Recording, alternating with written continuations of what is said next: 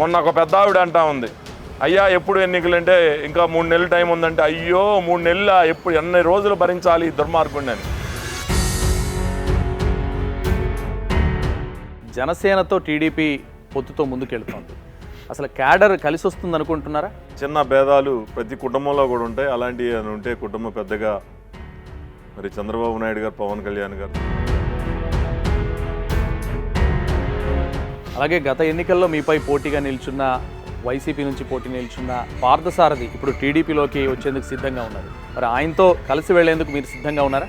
ఇప్పటిదాకా కష్టపడిన వారికి న్యాయం చేసి మరి కొత్త వాళ్ళు ఎవరైనా వస్తే, అటు వైసీపీ ఏమో మంత్రిగా ఉన్నటువంటి జోగి రమేష్ని ఈ పెనమలూరు నియోజకవర్గానికి అభ్యర్థిగా నిల్చోబెట్టింది. మరి జోగి రమేష్ బోడే ప్రసాద్కి ఎలాంటి పోటీ అనుకుంటున్నారు?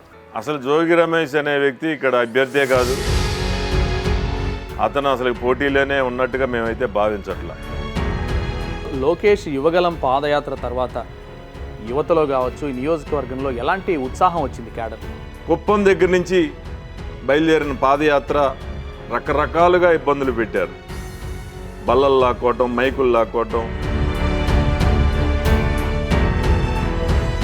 అయితే సమస్యలు, ఎలాంటి సమస్యలు చెప్తున్నారమ్మా? మీరు ప్రజల్లోకి వెళ్తున్నారు కదా, వెళ్ళినప్పుడు వాళ్ళు ఏం చెప్తున్నారు? కూలీ పనులు చేసుకునే వాళ్ళకి కూడా ఈ ప్రభుత్వం వచ్చినాక అసలు పని అంటూ ఏమీ జరగట్లేదు.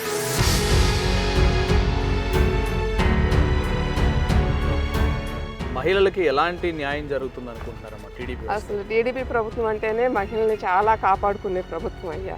ఇంకా మహిళలు అంటే ఈ ప్రభుత్వంలో అరాచకం. అసలు చిన్నపిల్ల 9 నెలలని లేదు, 90 ఏళ్ళని లేదు. ఆడపిల్ల పడాల్సిన కష్టాలన్నీ ఈ జగన్ ప్రభుత్వంలో చాలా అనుభవిస్తున్నాం.